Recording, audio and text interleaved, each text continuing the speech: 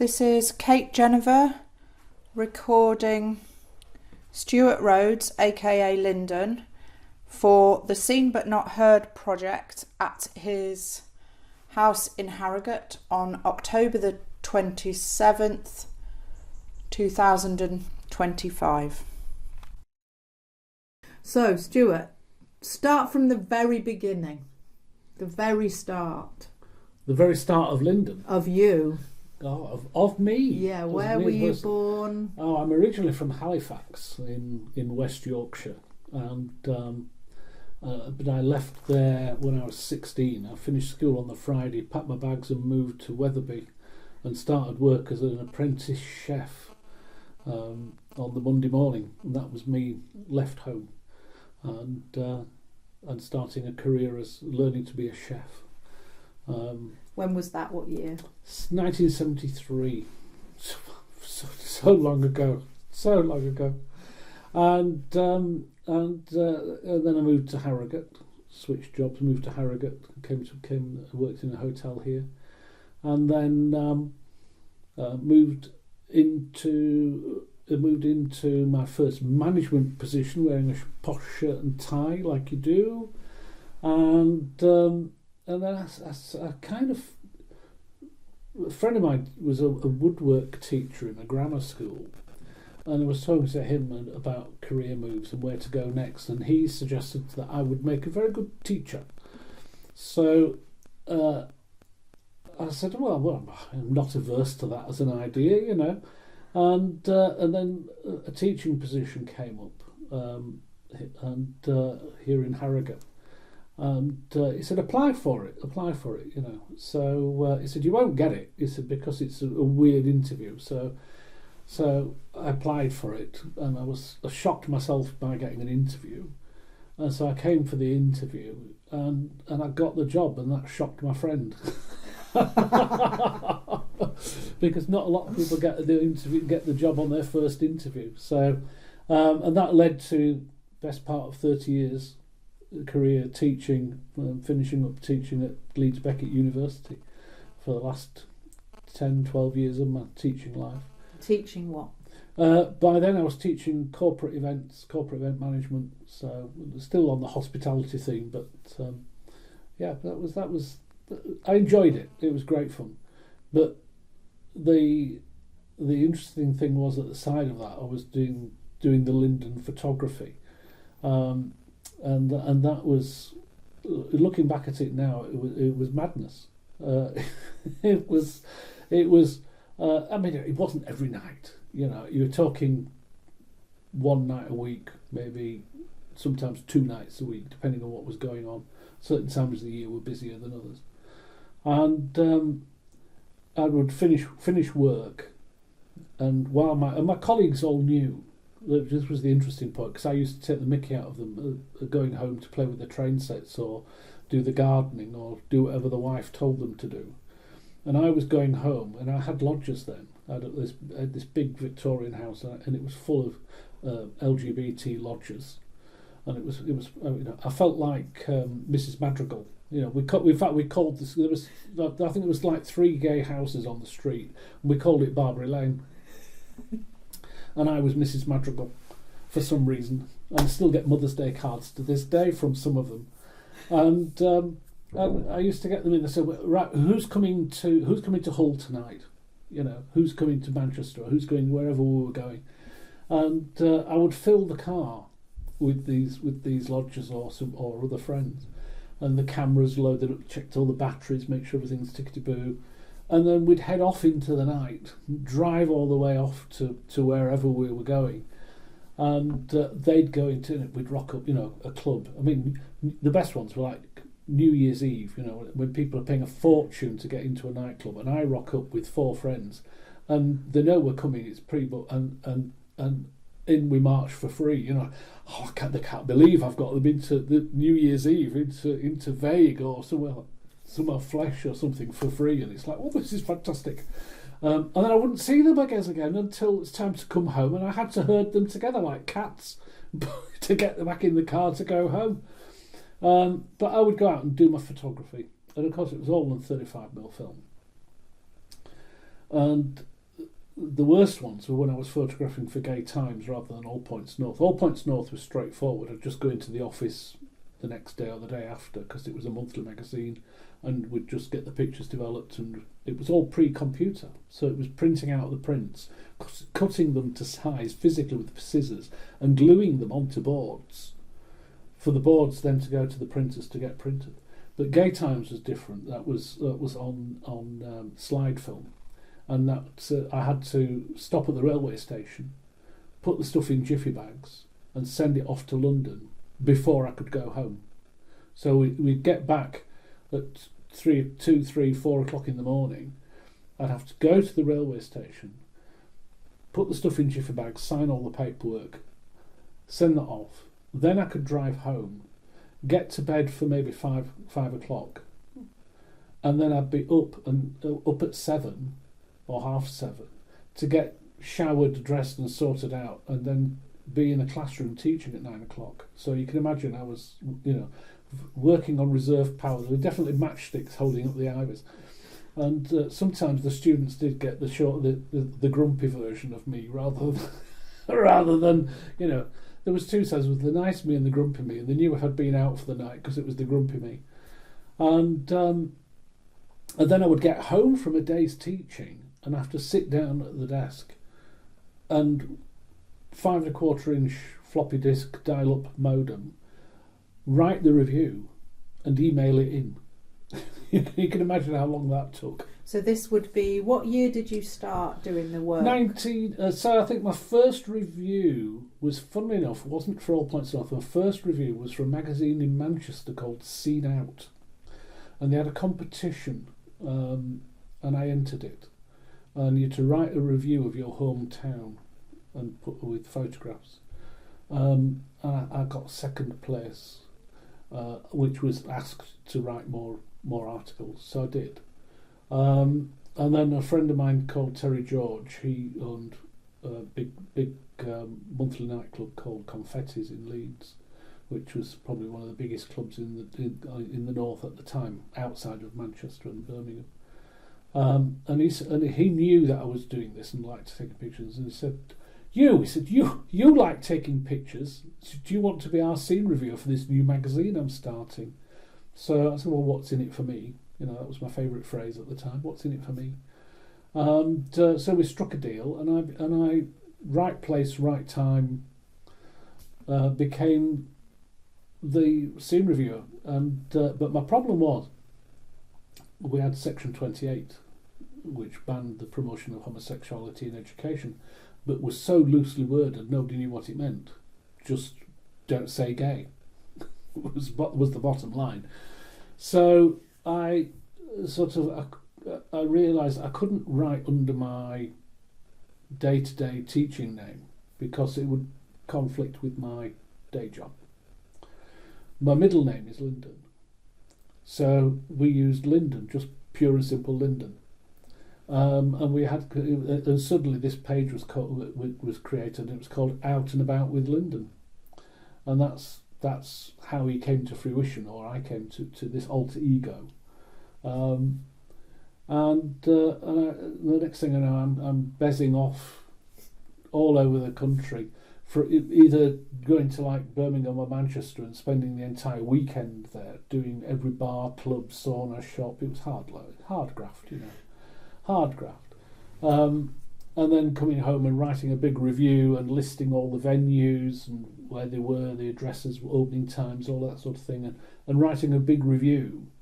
Or I could end up in a one-horse town. I could end up in Bolton on a wet November Wednesday night with one pub called The Church, taking a picture of 6 people and trying to make it look like 60. It was interesting. It was interesting. It was great fun, to be honest. It was great fun. And so, what, as Linden, what do you tell me about what you've amassed? I guess as the archive over the years. Yeah. So Linden went on.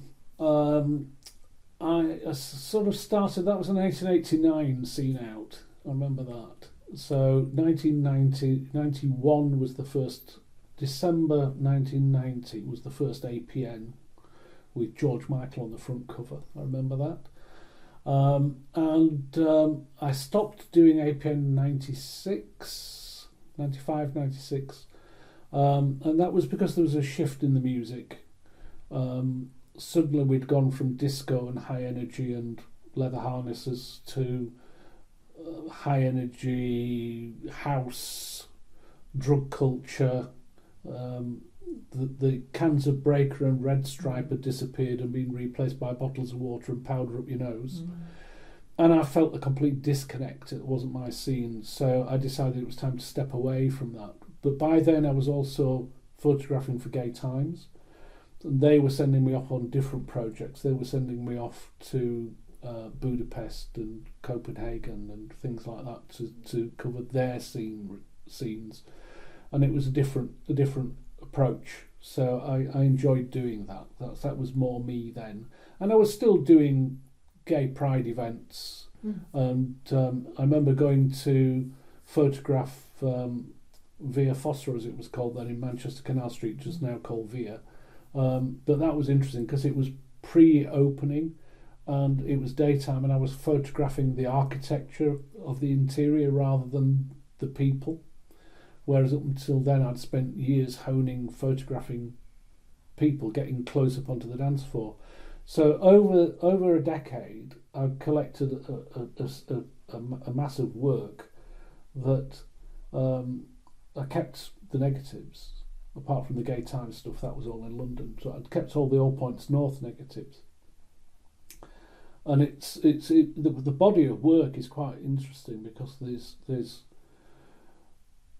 it's almost like it's a social documentary, commentary, or whatever you want to call it, of people living their best life. My remit was to take pictures of people having a great time. It wasn't overtly political. It was go and take pictures of people having a great time and write a nice review. There was a borderline between writing a nice review and writing advertorial. And I always tried to stay away from advertorial and write more the truth, and it cost me a few times. So I remember getting into great trouble with Sheffield because I went and did a review in Sheffield, and there was one pub and it stood on its own and all the buildings around it had been demolished. And I remember writing in the review, and it was a bad night. Inside it wasn't a very, things weren't right. And I remember using the phrase that this pub was stood in what looked like the middle of a post-atomic Hiroshima. And it didn't go down well with the people of Sheffield. And we got letters.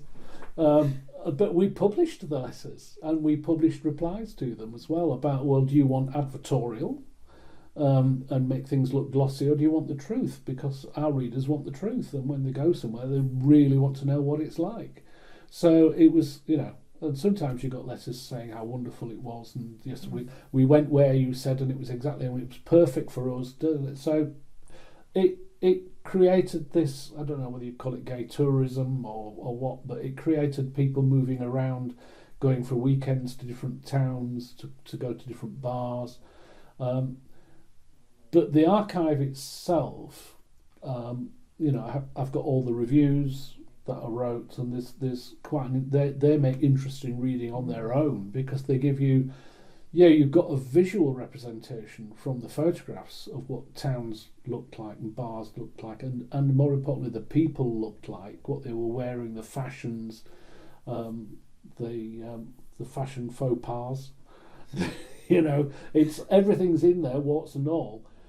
But then you can put the commentary with them by going to the reviews and looking at what I wrote. And I always tried to write with a bit of humour. I always used to write a bit tongue-in-cheek. So there's quite a bit of loosely worded comment. You could loosely call it comedy, But it seems to have stood the test of time. People seem to like it. And can you tell me something about Hull? Yeah, so I went to Hull, I think 3 times. 92, 93 and 94, I think it was, off the top of my head. And Hull it's out on a limb, isn't it? Sadly, geographically, it's like going to East Anglia. It's one road in and one road out. It's on a far flung corner of the earth. But I always had a soft spot for Hull. I had some fun in Hull, shall we say? And we'll leave that one there. And the number one venue for me was the Vauxhall Tavern. That was just such a great party night. The DJ was great fun. There was just so much. There was such a great atmosphere in that place, and I got some great photographs. And then there was the Alexandria, I think, was the other one. So those were the main two. There were other venues in Hull, like the Polar Bear Club, which I never actually got to. But because Hull was one of those you didn't stay overnight. Not that there was anything wrong with Hull staying overnight, but it was a case of that was one of the ones that was just close enough for me to go, do the review, and scuttle home and get bleary-eyed into the classroom the next morning. No, but Hull was an interesting town. It was friendly. I remember that very much about Hull. It was a really friendly town. Even strangers come to town. It wasn't the heads didn't spin and go, "Who's this stranger coming in?" It was really quite welcome. It was like, "Oh, thank God, there's some fresh people coming in." Fresh meat. That's what we used to say. And do you remember? What do you remember? Have you got any specific memories of being of Vauxhall, or who might have been in there, or tell us about the photographs that you've taken? Like those photographs. Oh, it's I think there's one that's got there's a poster in the background about a trip to Blackpool. See the Blackpool illuminations. I think there's something like that rings a bell in one of them. There's the drag acts, the entertainment. That's quite interesting. It's difficult to pull the individual photos to your mind because there's that many. So what was it about Hull that was?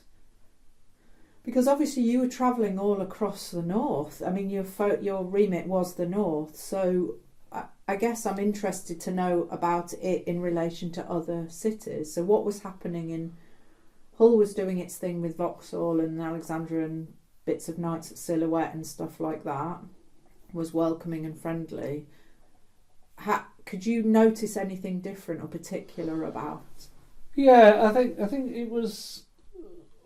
Hull was the gay scene in Hull at the time was in the ascendancy. I think it was growing. It was becoming more, which is what attracted, I think, the attention of All Points North in particular. That there was something going on in Hull. What's happening over there? Leeds was taking off as well. That was so all the gay scenes across the country, and particularly in the north, were expanding in the early 90s.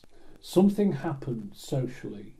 There was a social acceptance of the gay queer community, which was being recognised, and that was it's something that cleverer people than me have written about and explored about being on the back of the AIDS epidemic. And because we were in the news so much, suddenly people were being more acceptable and tolerant, although I hate that word, tolerant, but being acceptable and recognising that we exist and what's wrong with us existing.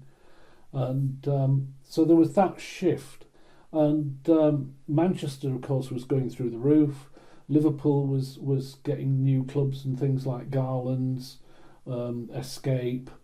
Manchester was getting Flesh, Paradise Factory. Birmingham was getting... They were much more adventurous with club names, monthly club names in the 90s. You'd got Flesh and Peach in Manchester. You'd got the weirdly named confettis in Leeds, and you'd got Escape in Liverpool. Birmingham went the furthest, had the best one with Rim, which I always just thought, are you going to Rim tonight? And I was like, I'm sorry. Oh, you mean the club? You know, and you know, they wouldn't get away with that today. They just think, I'm sorry, go to where? So it was, and I liked in my mind. I always say the early '90s, Hull included, but it was a little bit behind, but it was happening. It was like the gay scene in the north came out of the closet. We were a year, 2 years behind London, but it was happening, and the money was coming in because the breweries had discovered, a big business had discovered the power of the pink pound, and that these single people, you know, the dinkies, dual income, no kids, these sorts of people, they've got all this money to spend. So suddenly we shifted from sticky carpets and ripped seats and shady pubs in corners, dimly lit, to these glossy new bars, money being put in to refurbish, and pride events happening. Suddenly we're on the streets and we're marching and we're having these big pride events, and it's like, what, it was an explosion. It's what I mean by it. It's like the gay scene came out of the closet and on literally onto the streets, particularly in the gay capitals like Manchester and Birmingham. As I always say, yes, you've got London and you've got Brighton, but you'd also got Birmingham, which was huge, and Manchester. Those were your biggies. I mean, Birmingham, they had a pride event once. They called it 5 Days of Fun, and it was run like it's a knockout for over 5 days. They had a 5-day pride. It was incredible, and the weather was good for them as well. Because I was there, I remember I was exhausted. But it was a time when we were becoming more socially not integrated, but not accepted. Because I don't like either. Certainly don't like this accepted malarkey. But people were going, so what? They're gay. So what? Leave them alone. You know, they're all right. What's wrong with it? You know. So there was that transition in the 90s. But Hull, I think, I don't know if the thing about Manchester and even Liverpool and Birmingham, if people could travel from any direction, you know, it was like the centre of a star, of a galaxy, and that Manchester was the star. People would bus in, travel in from all over the country. The Hull, because geographically where it was, people didn't. It was harder. People didn't tend to do that, and it was if you know, going from Hull to anywhere, and likewise people coming from other parts of the country to go to Hull for a night out was a major undertaking, you know. So I think Hull suffered just because of geography. And do you remember? I mean, I guess the question I want to ask is, how did you get into photography in the first place? Like, what suddenly? That's the first question. You know, like you were interested in catering and hospitality, and suddenly you're documenting the gay queer scene. I always had an interest in photography from a young age, and it was more about. I was always a people watcher. I like, you know, just looking at people and what they're up to, and you know how they're interacting. And then the next thing I knew, I'm sort of picking up my little Instamatic camera and just capturing real life moments as they happened. Just instinct, I think. And even now, even though I'm not really publishing any new material, I'm still photographing. I'm doing a lot of street photography, and because it's almost, I've gone back to where I started, just photographing everyday people doing everyday things. You know, even when I was a kid and you're in the Scouts, you go to scout camp, I was the one with the camera. photographing what everybody was up to, what were they doing, you know, and I'm still doing it. You know, I was in Paris the other week, and there was this little old lady. She just, I mean, this with the wrinkled stockings, a bit Nora Batty. There was a little wrinkled old lady sat there. She was as wrinkled as the stockings, actually, and the little cap on and everything. And she's just sat on the pavement outside a cafe, smoking a cigarette and having a little drink. And I couldn't resist it. I just had to go click, click, click, click, click, click, click as I walked past, you know. And an old gentleman in Prague a few months back, so dapper, really this amazing coat and this great hat, but he was older and stooped, and I just thought, that is just a picture I cannot resist, you know. And then I was in Manchester this weekend. I was at the Whitworth Art Gallery, and there's a young member of staff, and he's sat in between two galleries on his stool, and he's got a book or a booklet or something in his hands, but he's sat there stooped over looking at this book, and there was just something about the pose and the position and the juxtaposition between these two galleries, and he's just sat there oblivious to this art around him that he's seen so much he no longer sees it. And it was just a great quick snap, you know, quick boom, got you. So I like capturing those, and I think that's where I started. I was just, you know, when I was 10, 11, 12, 13, and I've just got my first camera, and I'm going, yeah, that's interesting. That's interesting. So I tend to take those sorts of photographs today. I did photograph Manchester Gay Pride this year, just to see what that was like. I photographed it in 23. 23 was the first time I'd photographed it since about 96. So that was quite interesting to look at the difference between the two.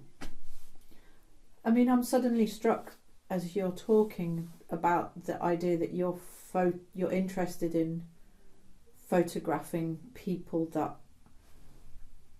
are overlooked or outside of, or I'm not going to use the word other, but I wonder if did it feel important when you started to document the community as Linden? Do you remember thinking, I'm documenting, this is an important thing to document, or was it? No, not at all. Yeah, so you were just doing it because you were interested in taking photographs? Somebody asked you? Yeah. So you wanted a good time? Yeah, well, when Terry George, who ran Confettis, he decided he'd had enough of paying to advertise in other publications, and he was going to start his own, and people could pay him. And he asked me to be his scene reviewer, just because he knew I liked doing the photographs. And so I did, and my remit was to go out and take pictures of people having a good time. Did I realise what the importance of the photographs, or the appearance that the photographs would take in later life? No. There was a point, though, subconsciously, there was a point where I think it was about 6 months into the magazine when remember, it was all taken on 35mm film, and we didn't use the negatives, we used the prints. So we used to get a 5x7 prints done, and the negatives were discarded, literally on the floor, stamped on and trod on, and and binned. And something said to me, you should keep those negatives. I think primarily it was because we might want a reprint. We might want to reuse a photograph. We should keep them. So I started scooping them up and labelling them, and then I put them into folders and kept them, and I kept them all these years in the attic. So I think subconsciously there was part of me that thought these might be needed for reprints, and B, they might be of interest in the future. but it was more subconscious than conscious. You know what I mean? There was a difference of I wasn't sat there pompously thinking, oh, these were going to be vital parts of queer history of the north of England in the decades to come. You know, I wasn't like that. I think that's something that's just grown since COVID when I rediscovered them and scanned them. Tell us more about that. What's happened? Yeah, so like we were all going insane, locked in our homes during COVID. I had a flatbed scanner on my computer, and I suddenly thought to myself, I can't watch any more television, I can't read another book, I'm going insane, I shall take to alcohol if I'm not careful. I was just too much. And then I remembered that in the attic were these albums of negatives. I'll scan them. So it took me nearly a year to finish scanning them. There's just short of 10,000 individual images. Some are multiples, because when you're photographing on a nightclub dance floor, as film you couldn't look at, like now you look at the back of the camera, you've got the picture. You didn't know if you'd got the picture, so you took multi-shot. So you'd take a burst of 10 pictures. So you might be gliding across the dance floor, and I'm going, and then pray that one of them has got you not pulling a funny face and looking half decent, and that's the one we'll use.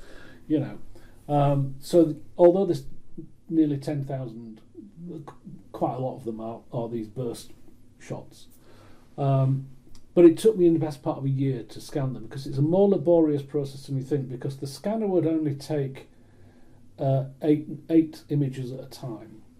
And then you've got to, I spent a while finding the right resolution, because you can do them too big, you can do them too small, all of that. And then you've got to, I think each negative took 4 minutes from scanning to labelling and popping in a folder. So it was laborious, to say the least, and interspersed with the alcohol that sadly did creep in. And in between the dog going, please, I want to walk, I'm cross-legged. And then I thought, well, now I've scanned them, what am I going to do with them? I'm not a techie person. I only today, this morning, I had to go to the computer shop because I'd had to change a password, which meant that my laptop was no longer talking to my phone and my iPad. So I was like, oh, what have I done now? And they had to completely delete my Gmail account and reinstall it, and I've made a right pig's ear of it. So I'm not a techie person in the slightest. I hate it. I don't want to know about it, and which is hilarious considering I'm now using digital photography. I don't do Photoshop or anything. I've tried it. I don't like it. I'm not going to do it. And for me as well, there's a fine line between a photograph and a digital image. The moment you start chopping things out and putting things in, that is no longer a true photograph. That I'm all for, if you could do it in the darkroom, like altering the light and the shade and things like that, that's fine. But chopping there's a waste bin in the corner, we'll cut that out. No, it's part of the story. It belongs there. So I thought, well, I'll create an Instagram account. Well, that's the best I can do. I don't know how to do a website. I've no interest in doing a website.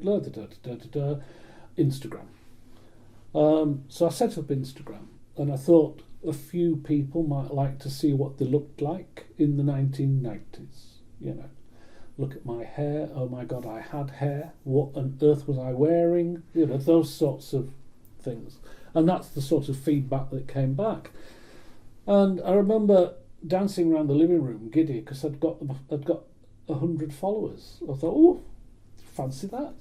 And the next thing I know, it shot up to 1,000, and I was like, what's going on? And it kept going up and up and up, and then people started messaging me wanting to. The first guy was a guy called Joe Ingham, and he wanted to interview me for Vice UK, an online arts news site thing. And he asked me the question outright. He said, is there going to be a book?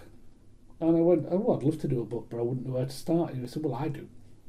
So we together created the first book, which is Out and About with Linden, A Queer Archive of the North. And we got that out. And the interviews have kept coming, and the numbers have kept growing. And I think the last time I looked, I think it's over 14,500 followers. And you know, BBC one show was Hoot, and Radio 6 with Lauren Laverne, I remember doing that. Features in The Attitude and various multiple other magazines. I really enjoyed doing the book tours, because we've just had book 2 out this last year. And I've enjoyed doing the book tours. The sort of like we do, I say book tours, they're more like me withs. I go along and I do an old-fashioned slideshow, you know, projection onto the wall. Around this picture here, this tells you, you know, and tell the stories behind. Try and bring the pictures to life. Tell the stories, what was going on, what was happening around it, what's going on. So I try and do that, and they've been great fun. Up and down the country, from London up to the Lake District, but I haven't been to Hull. There's room to come to Hull. Noted. I've got play. I didn't get to Newcastle either, so that's on my list. But Manchester, I haven't done Birmingham. That's so remiss, isn't it? But I remember going to Nottingham, and it was mental. It was 175 people turned up. It was crazy. And who are those people? So I would say a quarter of them are people who are old enough to be in the pictures, or know people in the pictures, or are themselves in the pictures. And the rest, it never ceases to amaze me. They're younger people in their late teens, early 20s, early 30s, who are fascinated by what life was like in the 1990s. It's almost like it's the new 60s. You know, like when the 1960s was in fashion for everybody, and it's the 1990s are the new 1960s. And they come along and they're absolutely mesmerised about the stories of what it was like and what the bars were like and what was happening. So that's really interesting. And then there's always a Q&A at the end, and the questions can be quite fascinating, and the comments from people. Such as? Well, the older ones love seeing themselves, and you know, oh, I had that jacket, I wore that T-shirt, you know. Oh, look at them, I had them trainers, you know. Oh, I used to drink Breaker, you know. You get all those sorts of comments, and someone will say, oh, so and so in that picture, that was my best. There's one. There was a fashion show I photographed in Manchester for Clone Zone. And they were wearing these god-awful, they're like wrestlers' onesies, but they were marketing these as underwear. And they really shouldn't, you know. It was one of the fashion faux pas of life. And this guy came up to me for his book signing at the end, and he went, see that picture that I did? Yeah, I said, that's me.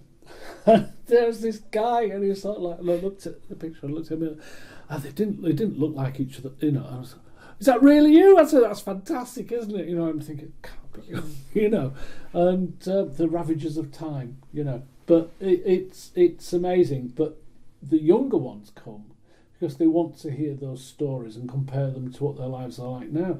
And I listen to them and their stories of how they feel the gay community is for them now. And like I say, they're convinced that we had a better time. They seem to think it was less political, but they don't appreciate, or not appreciate's the wrong word, they don't grasp that it was a different time, and we had different pressures. We had the AIDS crisis, the AIDS epidemic that we were dealing with. We had Section 28 that we were dealing with police oppression in Manchester from the likes of James Anderton, the chief of police. So we had different pressures. We're pushing for the age of consent to be moved to 18 and then down to 16. You know, with all these pressures coming through, fighting for these things, and all these fledgling pride events and how far can we push things. It was a new era for the gay community, and the younger people, they were telling me that for them, our period felt less political, which I didn't agree with. But for them, that today was too political. It was too divided because of all the different, what they felt are different subgroups. So they feel that their gay life is being ruined by politics from within the gay community. You know, because we were really, really, really fortunate because we got what I considered to be the first, in my lifetime, positive symbol of gay community, and that was the rainbow flag, Gilbert Baker's rainbow flag. Before that, I had the pink triangle associated with all the things it was associated with, and I was expected to wear that. I don't think so. And then the next symbol was the red ribbon, and all that was associated with. There was nothing positive or joyous about either of those, and that was my adolescence and growing up as a gay young person. And suddenly to receive the rainbow flag was a gift from God. It was marvellous because I had something I could stand behind and say that is a positive image of my life. And now those young people are faced with a myriad of flags for different groups, and I think that's what part of where their focus is about division and politics. That's what they're labelling as politics and seeing as being, well, you have to be a member of that tribe, or you're a member of that tribe, or a member of that tribe. Well, we had our tribes, but we were all gathered under the rainbow flag. You could go into, we haven't mentioned Blackpool, you could go into the Flamingos in Blackpool, which was just the best. You know, for me it was one of the best. But you would have trans people sat with people of different ethnicities, sat with lesbians, sat with twinks, sat with bears, all sat around the same table. And the one thing we all had in common was we didn't fit outside, and that made us one group. You know, you get picked on, you get picked on, you get picked on, you get picked on. That makes us one. And I think that was the difference in the 90s. You know, that for me anyway. That's my take on it. And I mean, I'm interested to think about. Well, my other question was, you as a younger gay man coming from the north, and do you remember, I mean, clearly you were happy to go to these places and take photographs, and you were out and you were part of the scene and everybody got to know it was you taking photographs. Do you remember facing any difficulties around taking those photographs or being? No. So, I mean, within the scene and from within. Yeah. So outside the scene, only trusted people knew that I was gay. I wasn't out.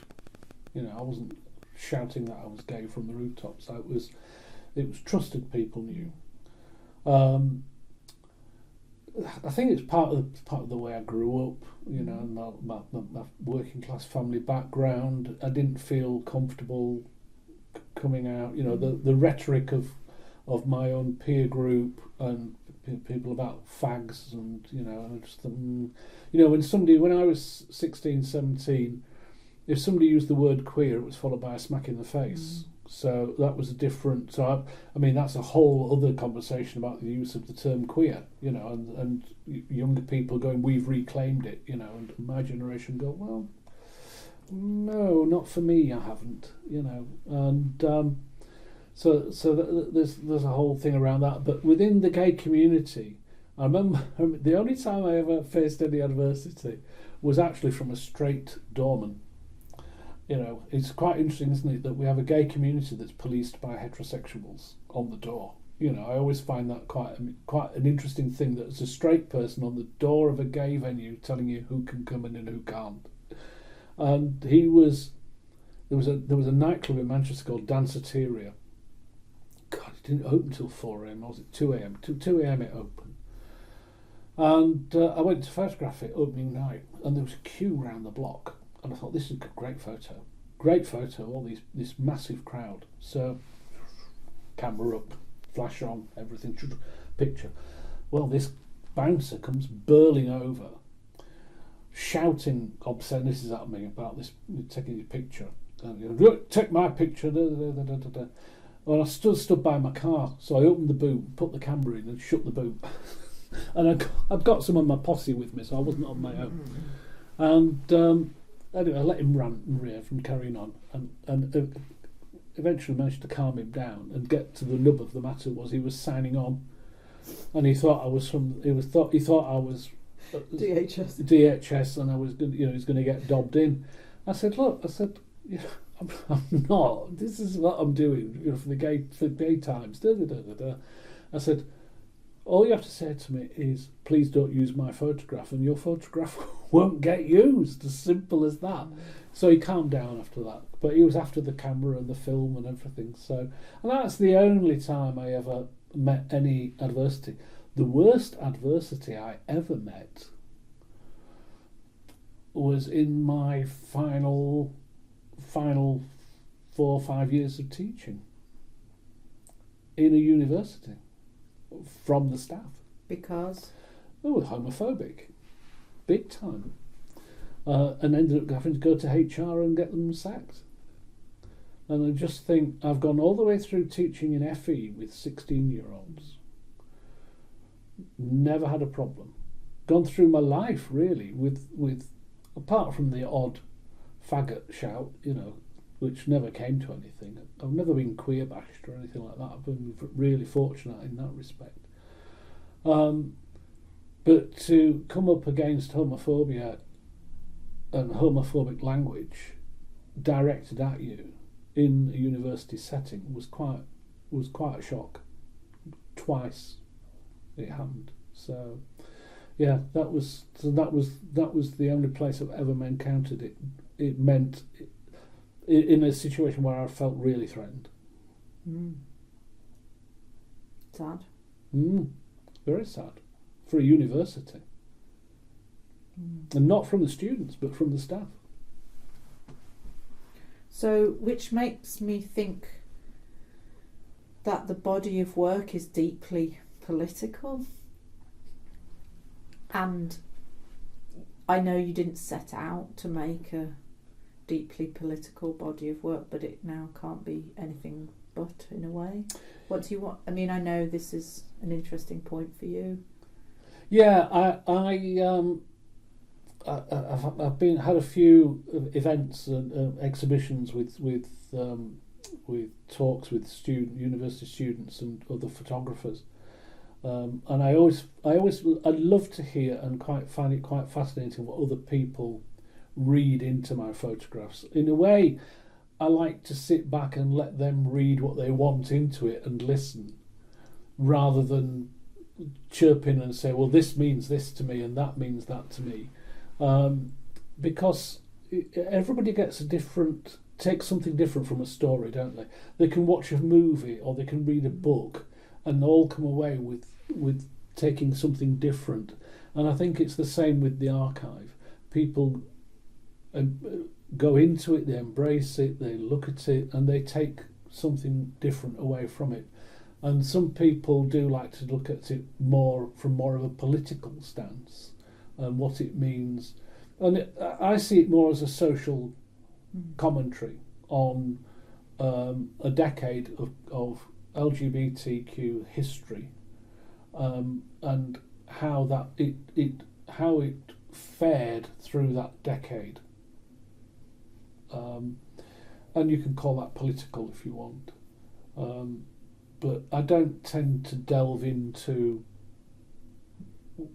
what do you mean by political with people. I like to let people go with, and you tell me what you mean by political. What are you taking from it?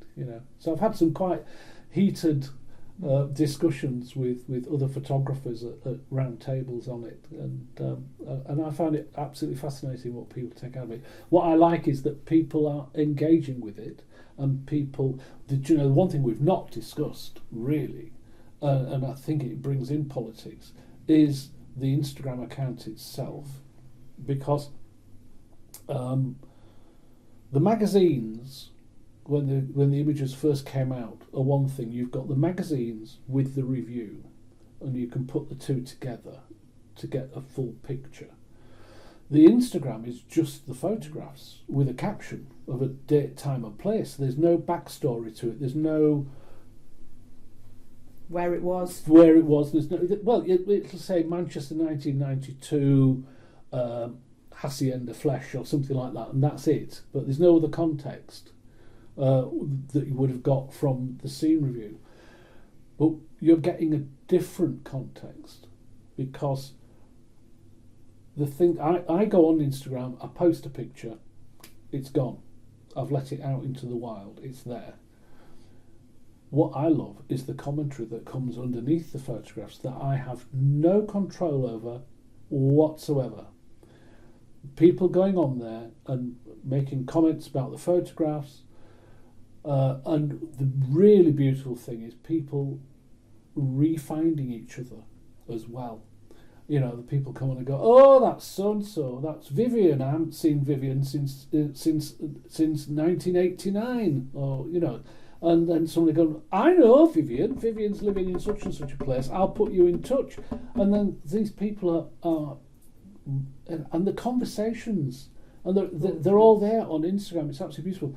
And you get the sad stories as well. You get, oh my God, that's so and so who died. There's one person who was murdered, and that was an interesting one, because it was the first time I'd come across that. And when you get something like there's been a death, and particularly this one where somebody been murdered, it was a turmoil of what do I do with the photograph. And then I have a policy basically. I turn around and say, right, if a family member or partner comes to me and says, oh, please take it down, it will come down, no questions asked. Otherwise, it stays, and it stays because, in my mind, that person deserves their place in our history. And just because something tragic has befallen them, in a way, they deserve to be there even more. And I think that's an important part for me. Just because they've passed away or been tragically murdered doesn't mean they should be removed. In fact, quite the opposite. So I think the archive there's two parts to it. There's the photographs, and then the Instagram, and then there's the social commentary of the public who are viewing them, which I find fascinating. Yeah, and it makes me think that obviously you were going into a club or a bar or wherever and taking photographs of people, and they were, from looking at the photographs, most people look quite happy to be in the photographs. Yeah, it was a very different time. There was none of this concept of consent that plagues us today.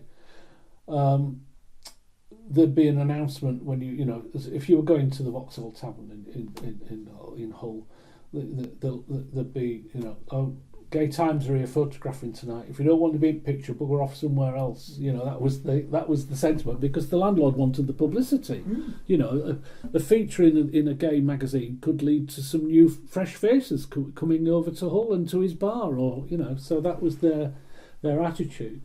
The bigger clubs a couple of posters would go up saying photography is taking place tonight for this magazine or whatever, and if you don't want to be in them, keep out of the way. So that's how consent was dealt with in those days. But people wanted their pictures taken in those. It was really weird. People, who are you taking pictures for? Yeah, like, yeah. Do you want me? Yeah. Who are you taking pictures for? As they run the finger down your arm, and they go, I'm taking pictures for Gay Times or All Points North, and they go, oh, going to take my picture, So there was all that sort of flirting, and but body language changes when there's a camera pointed at you. So there's two types of photographs in my archive. There's the ones where they're posed and they're in groups, that one horse pub at the church in Bolton, and you get these two together, right? Pretend you know each other, or you two pretend you don't know each other, and do this, and you try and get the pictures.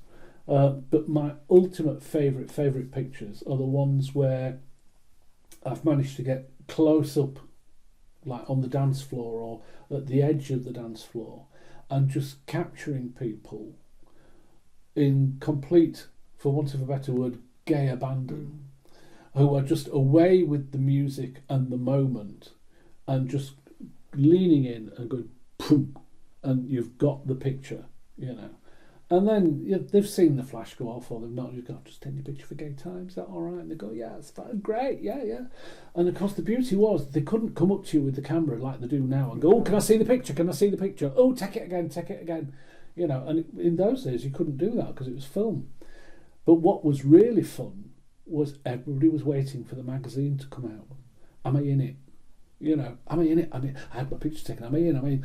And then those go, I didn't make it in. But there was a great joy and an excitement to waiting for the magazine to come out. It wasn't instant. People had to wait a month for the magazine, or maybe even 2 months, depending when I took the picture. So there was that excitement for people as well. And the joy of taking the photographs. I mean, was there joy of being in those venues? You were clearly shown good times. Oh yeah, I had a great time. Yeah, it was great fun. It was hard work and tiring at times. If you've got a heavy teaching load on in the day job, certain times of the year were more hectic than others. But the show must go on, and no, I had a great time. I never. One of the codes of conduct, one of the rules was you didn't go expecting free drinks and to be treated. That was a no-no. You just didn't do that. You paid for everything, particularly with Gay Times. You paid for everything and you got receipts and you claimed your money back. We weren't in the market of buy me dinner and give me free drinks. Me and my friends free drinks all night and you'll get a good review. It wasn't that. That was. Well, I'd have been finished if I'd have been doing that. The word would soon have got back. So no, it was never like that. You did get the occasional free drink, obviously. It'd have been rude to turn it down, he says, but purposefully going out and expecting them, no. So, but you did have a good time, and after you'd put that at the end of the night, there'd come a point in the night where you go, right, I've shot enough film. And you could have gone on till the death, but when you've taken 6 rolls, 7, 8 rolls of film, you just go, you know what? They're not going to print 6 pictures. I'm just wasting money. And people are looking past their best. Yeah, people are eking. Their makeup's running, or they're just looking a bit too. It's an interesting point though, because looking at the archive now. There are photographs making it onto the archive and onto Instagram that would never have been published by Gay Times because they weren't perfect.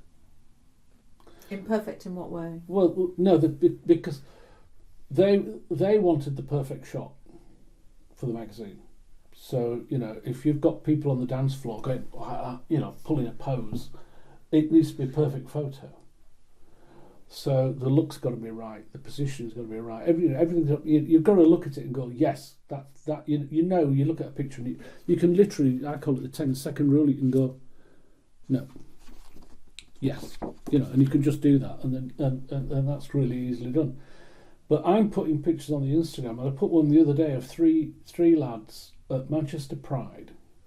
I think one's in a sailor, like a bit of a sailor's outfit, and you've got a sense of the occasion, but it's completely blurred. It's the camera just wasn't quite set right, and it's a blurred image. But you're capturing the movement, you're capturing the atmosphere, and you're looking at it today. You go, what a great picture! But gay times would have gone, oh Christ, no, And so now you're looking at photographs through a different lens. You're judging them as a historical document in a way, and pictures that you would have thrown away. This is one of the downsides of digital photography. People are deleting imperfect photographs, and I'm going, don't. I always say at the evenings with the talks, I always say, don't delete the photographs. And if you're going to play around with them and give yourself fat lips and do all these other things, keep the original. So because when you look back at them in 10, 20, 30 and the rest years' time, they'll take on a different meaning and a different sense of occasion. And that's one of the beautiful things about the archive. And can you remember, like, who did you mostly who appears mostly in the photographs? Like, what is the main demographic that we're seeing? So, being a hot-blooded 30-something male at the time, obviously my human nature, and it's quite interesting. I didn't really think about it until I got pulled up. My camera obviously zoomed towards the handsome young men of the day, particularly if they got the shirts off. But you can look at the pictures from back then, and they're so funny because you look at them now and you go, oh, bless, you shouldn't have taken your shirt off. We're much more body conscious today, aren't we? Everybody's down the gym, everybody's getting muscles and things, and they didn't then. They didn't care, They thought they looked fantastic, no matter what they were wearing. What they actually looked like in real life, and shirts came off. And also clubs were hot. And clubs were so hot. There was no air conditioning. Oh, it was dripping, absolutely dripping. But no tattoos. If you look at the pictures. Yeah. People say to what is it about what's in the pictures, and I go, it's not what's in them, it's what's not in them. Tattoos, piercings. There's cigarettes there.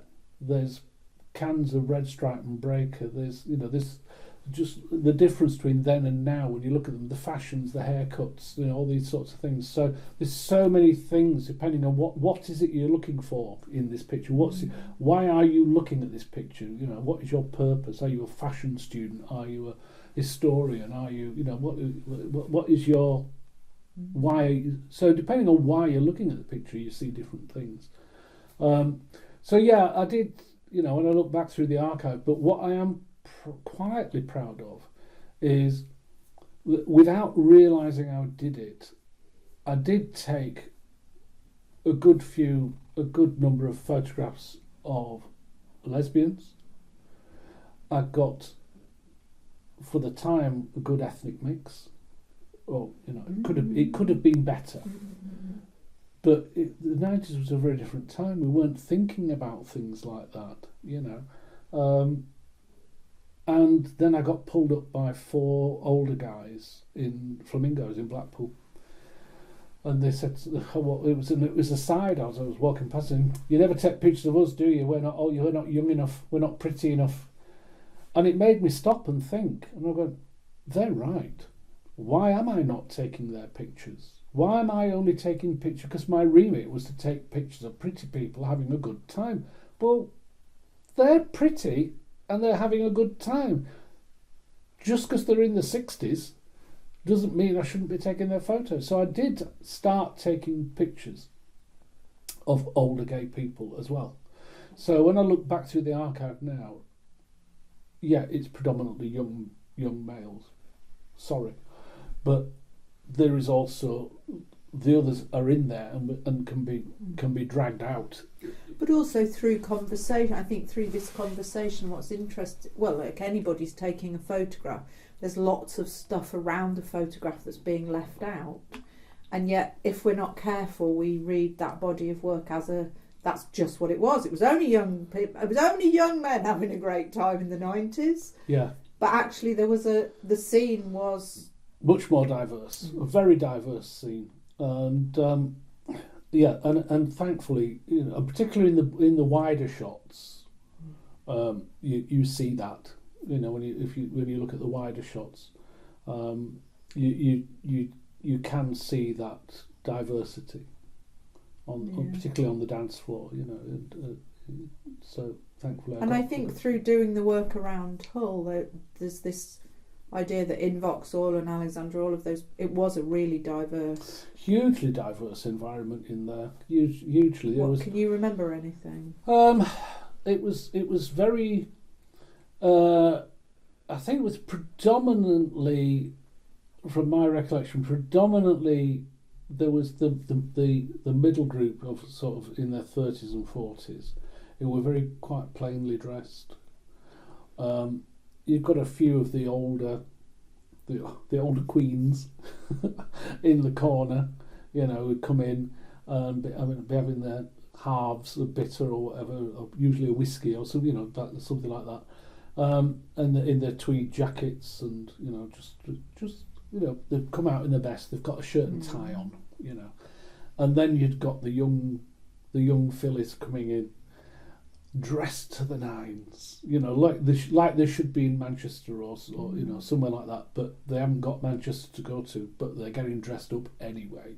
So, and it was just this old-fashioned pub, traditional pub, with the flock wallpaper and the patterned carpet environment and the gas fire in the corner, that sort of environment, with a DJ in a little booth with this sign at the back saying "Poppers, £1 a bottle," and sign up here for the Blackpool trip, Blackpool Illuminations, or whatever, or what drag show was going to be on, or what, So that's you get glimpses of those posters in the background, and the DJ's there with a fag hanging out of his mouth with his one ear phone on, and he's giving it that, and it was a real eclectic mix of fashion, of demographic by age, gender, it was and of course I always say that the dreaded black leather waistcoat or rubber waistcoat, and it was like, and they'd be appearing. They were really popular with the lesbian community in the 90s. You weren't a real lesbian if you didn't have a black leather waistcoat or a rubber one, but it's when they paired it with things like claret red shirts that you just as good. What? So if you looked in the mirror, And what might people be wearing? What might the young fillies, as you call them, be wearing? Oh, the young fillies were white t-shirts and jeans and boots, and that was popular with the boys and the girls. And experimenting with gel, some very interesting hairstyles. Very interesting indeed. Colour. They were big into colour. They liked colourful garments. They were like young peacocks. That's strutting their stuff. And that was specific to there. Do you remember it being? No, same everywhere. Same everywhere. They you would all fashion was based on pop stars. So it all came out of fashion magazines and what were the pop stars wearing, and then they would put their twist on it. So you got the tail end of things like Bros, and all that. So it was all influenced by that. But they would be having a great gay old time, and they were drinking alcopops.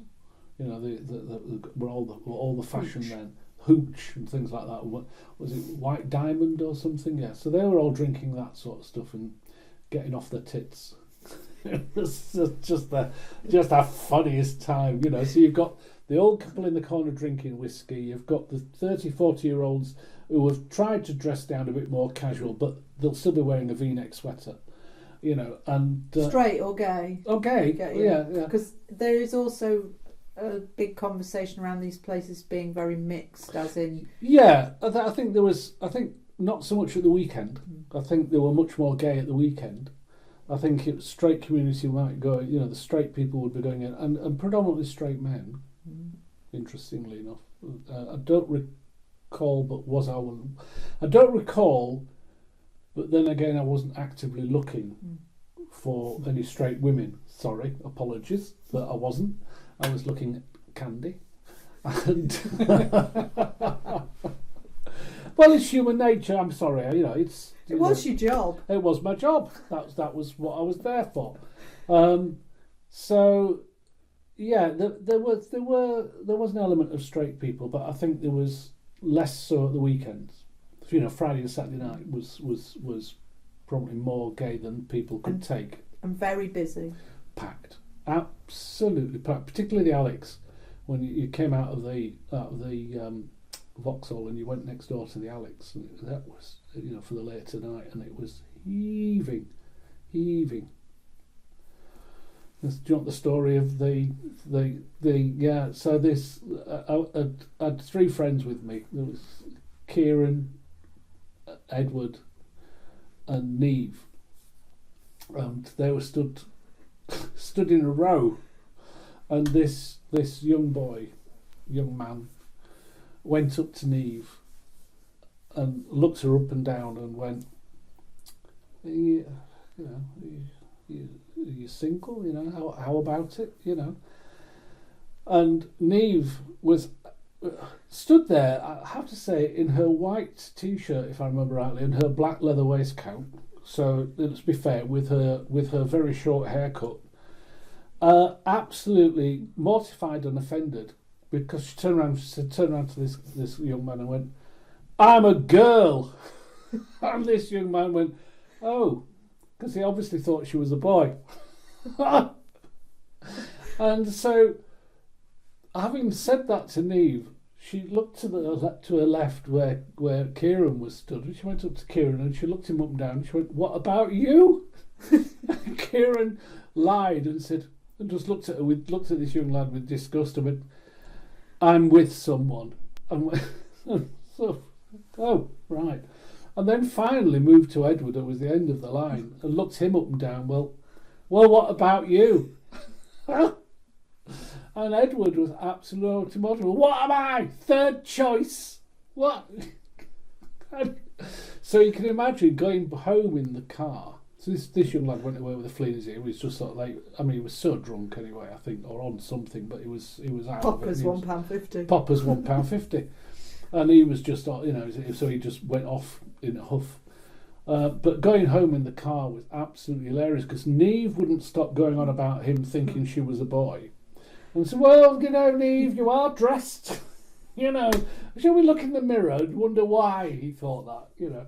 And then poor Kieran's just sat in between them, chuckling away, and I'm in hysterics in the front seat, and Edward's going on, and Edward's a bit camp, and he's going, "I can't believe I was third choice. What do they think I am?" It was all the way home in the car was just absolutely, you know, one of those nights where how I drove, I don't know, tears rolling down my cheeks. It was just a great night. And do you and your friends still reminisce? Yes, yeah. They're scattered to the four corners of the country now, but we're all still in touch, and we still reminisce about key nights and key events. They were just too funny. So, my final question, which is, given everything you've said this afternoon and we've recorded, and thinking back about these times and what you're doing now, which is amazing, what's the main thing that you take from thinking about this work and life? What is it? Well, I sometimes pinch myself and wonder if I was actually there. Really? You know, it's sort of... it's not quite the 60s scenarios, if you can remember it, you weren't there, you know. It's not quite as bad as that, but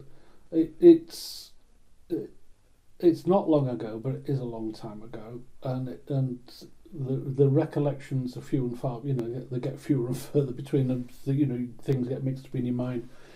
But I set this up for out of boredom, and because I thought some people might like to see what they look like. It's got a life of its own, outside of me, which I love. We've got, I've managed to get 2 books out, working on book 3, or about to start work on book 3, should I say. So I just think I feel quietly proud. I've just given the archive away, lock, stock and barrel. I've kept copyright, obviously, but the physical materials, the negatives, the magazines, the articles, they've all gone to Manchester, to the John Rylands Library for their archives, and they will soon be available for public access, for research and the studying and such like. So they'll be there. They're safely tucked away in the Rylands for future generations, and that was important to me, because I just didn't want them to end up in the skip when I popped my clogs. When the family come along to clear everything out and go, old albums, chuck them out. When you go to charity shops and things and you see old photo albums, and that's somebody's phone. I thought, I don't want that to happen.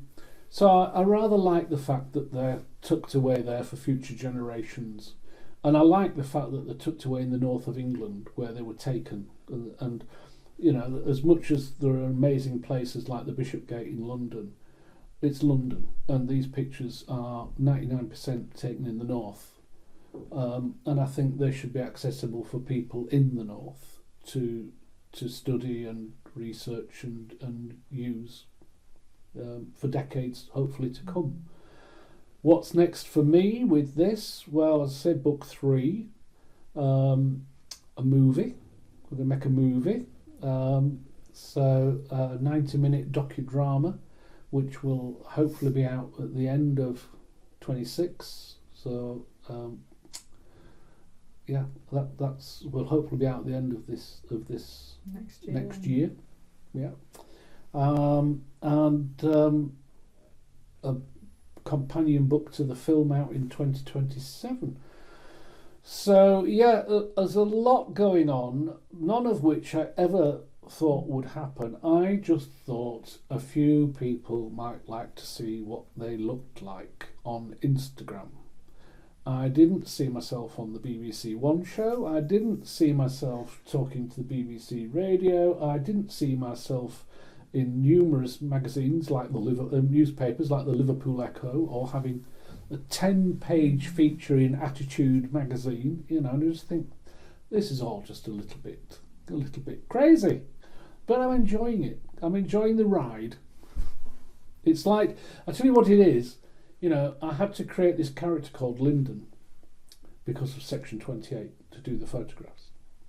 And then when I stopped doing the photographs at the end of the 90s altogether, Linden went back in his box. Linden retired. And now Linden is back.